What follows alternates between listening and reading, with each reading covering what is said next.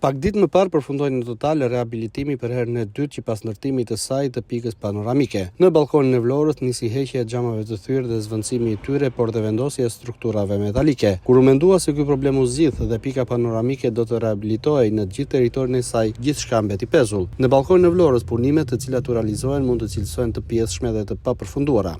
Ka përfunduar rehabilitimi i pikës panoramike në qytetin e Vlorës, siç mund ta shihni edhe nga pamjet, në një pjesë xhamat nuk janë vendosur, çka ngre pikpyetje dhe në cilësinë e punimeve.